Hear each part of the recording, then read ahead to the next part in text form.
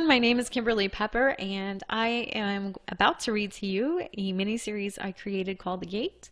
This is part one. I hope you enjoy. Andra opened her eyes and jumped out of bed. She quickly threw on her clothes and shoes, grabbing an apple for breakfast to be enjoyed later at her absolute favorite spot in the woods. This is what Andra most looked forward to on the weekends. The weekdays were so monotonous for her. Andra never exactly fit in at school. She was not disheartened by this, rather she found it all quite boring. She and her peers shared very few common interests. While they would frequently talk about popular video games or TV shows, she would speak passionately of faraway lands, their political systems, and ecologies. Andra considered herself an explorer, a true adventurer. She couldn't wait to grow up so that she could have the freedom to fill her adult life with endless extraordinary experiences. For now, her adventure of choice was the woods behind her mother's house, and this was just fine.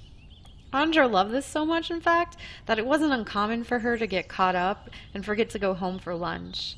Her mother didn't like this, but knowing how happy it made her and seeing the joy in Andra's eyes and how they were full of excitement and contentment when she returned, she let it slide out of love for her. Andra pushed open the front door in a hurry, hastily yelling goodbye to her mother. "Goodbye!" The wind hit her face, and she smiled a great big smile. "I love spring," Andra exclaimed under her breath. Some children have imaginary friends. Andra, she had the wind. She always found its presence comforting. There was something about it, the unseen causing such an uproar in the trees around her, fascinated her so much. She loved to let her mind wander on the subject. What other invisible forces could be out there causing a ruckus among the living, she said to herself, as she observed the wind and the trees yet again. She resented the world being presented to her in such an authoritative and neatly packaged way. Why, she wondered, why wouldn't people just let her figure things out for herself?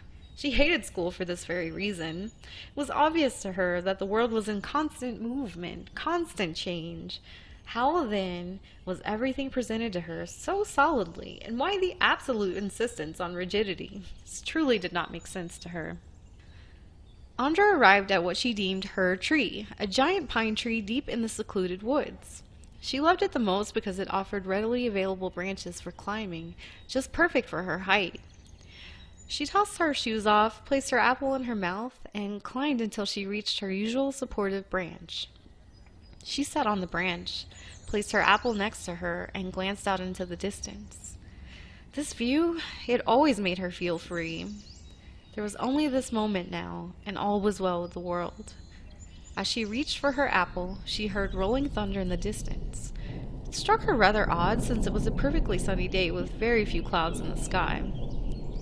She carefully placed her apple back onto the branch so that she could turn around to see if dark clouds were rolling in from behind her. Sometimes the weather could be unpredictable. Truly, this is one of the very reasons she loved nature so much. It offered endless opportunities for spontaneous adventures. She gazed into the distance. Nothing. She shrugged her shoulders and resumed her original position. Andra again reached for her apple. She was feeling very hungry now. As she raised it to her lips, lightning struck the far end of the branch she was sitting on, causing a fire. Thunder again roared in the distance, but this time its vibrations were felt in the depths of her chest. It happened so quickly she did not understand what was going on. She was terribly frightened, however, and quickly rose from the branch to ready herself to climb down. "Andra!" a voice echoed from the direction of the fire. Andra stopped in her tracks. A chill ran down her spine. Very cautiously, she slowly began to turn her gaze towards the fire. Her heart was galloping in her chest now, and she felt a buzzing sensation between her ears. In the span of what seemed to be an eternity, her eyes finally made contact with the fire. She was stunned to see that the branch did not seem to be on fire at all. Instead, what she saw was a floating sphere of fire just above the branch itself. Andra called out in her bravest sounding voice, "Yes, this is Andra. Who are you?" She waited, but heard nothing. Andra thought she was just going mad. She blurted out, "Certainly this is not possible." Andra jerked instinctually when she heard the voice from the fire yet again. "But Andra, you called me here, and now you say it's not possible." She then heard a rumbling laughter from the fire. Andra stared at the fire, not knowing what to do next, her mind saturated in the shock of these sudden events. She noticed the rolling thunder now, continuous. It was forming a rhythmic beat. She exclaimed in the softest, shock-filled voice, "The sky sings?" The voice of the fire excitedly stated, "You're correct! It is the song of your ancestors. No one can hear this song but you." "So I've gone mad after all," Andra blurted to herself. Her heart was still racing and she was beginning to feel dizzy. She began to wonder if she was still asleep and at home in her bed.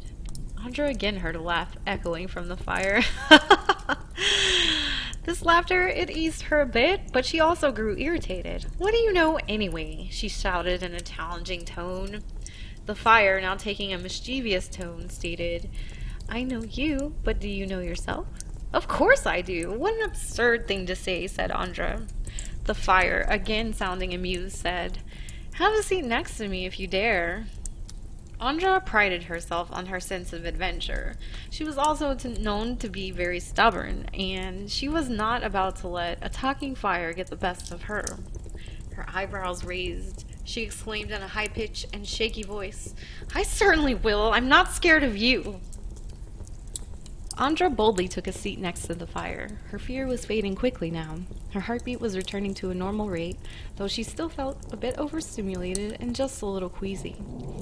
The fire tenderly said, "Close your eyes and feel the song of the sky. It will make you feel better." Andra closed her eyes. A feeling of euphoria washed over her. She had never felt so peaceful in all of her life. Beautiful scenes began to fill her mind's eye. She noticed the warmth of the fire, and it felt familiar and comforting to her. She relinquished every last bit of fear as her focus turned to the vibrant scenes now flooding her mind's eye. She saw a giant horned bird descend from the sky and grab her by the shoulders. They soared straight up through the clouds together. Everything was moving so quickly. Although this was taking place in her mind's eye, she still felt the physical sensations, as if she had just entered a very real simulation. Andra squinted as they passed through rainbow-colored crystals, brightly illuminated and shaped like jagged clouds. It was a bit blinding. Just as she began to regain her focus and sight, they arrived at a large gate. It was beautiful, muted white but ornate and made of stone, featuring intricately carved gold and bronze accents. The gate opened, and she and the great big horned bird, who still had her by the shoulders, proceeded through the gate. Andra's feet were not touching the ground, and she felt as if she were floating, as if she and the horned bird were one. This provided her with a feeling of wonder and freedom that she had never known before. Immediately, she observed a stark contrast. Everything here was light and playful. Everything here radiated subtle joy and levity. They passed by a being who appeared to be a preteen boy with large white wings on a gold-laced cloud, riding it as if it were his own personal chariot. She didn't know exactly how she knew, but innately she knew him to be playful and mischievous in nature. The winged boy sped up to pass her. He looked back at her, flashing a most mischievous grin before speeding off, seemingly confirming her innermost thoughts about him. The horned bird and Andra proceeded through until they came upon a spherical room with no roof, a balcony of sorts. It was ornate and made of muted gray stone with inscriptions she could not understand, written in a spiral pattern on the floor. The horned bird placed her in the center of the sphere. Feeling solid ground beneath her feet made Andra feel slightly weighted again, as if she had just gotten out of a pool. Andra looked around and saw what appeared to be many winged human-like beings sitting in chairs made of stone that lined the spherical balcony.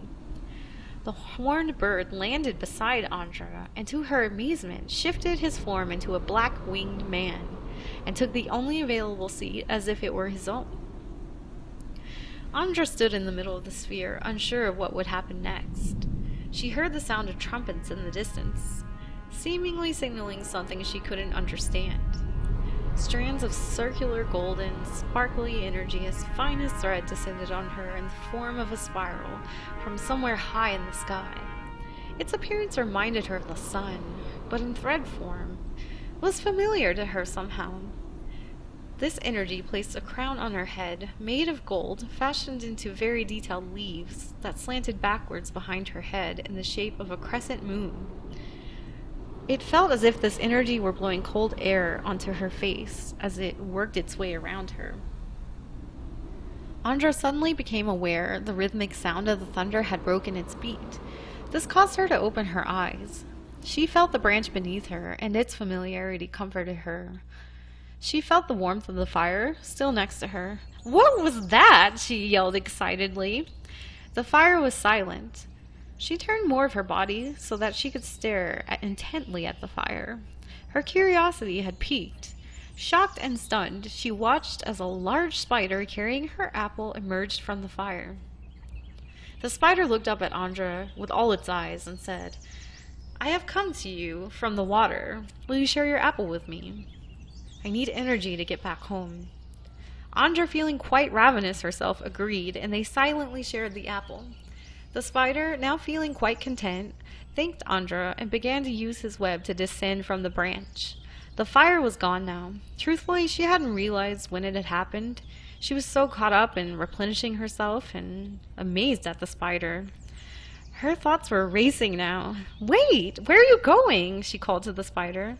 "Home. I've always lived under your tree, Andra. Come back and find me whenever you would like," the spider replied, and with that he burrowed into the ground and disappeared. Andra looked around stunned and baffled. Everything appeared to be perfectly normal, but she herself, she felt she would never be normal again. She laughed to herself as she realized she really never felt normal in the first place. She fancied herself a collector of stories, but this one she could not tell. "Who would ever believe me?" she said aloud. She made her way down the tree. The sun was going down now, and she needed to get home before her mother started to worry. As her bare feet hit the earth, she again felt the familiar and comforting wind against her face. She smiled as she put on her shoes. She ran as quickly as she could without stopping until she reached her front door. Upon seeing her mother's worried face, Andra exclaimed, "I'm sorry, Mom. I got caught up in daydreaming today." Andra's mom replied, "I'm just glad you're okay. Are you hungry, Andra?" "Mom, you have no idea how hungry I am right now. I love you so much." Everything was again as she had known it to be, except now she knew there was more. Much more.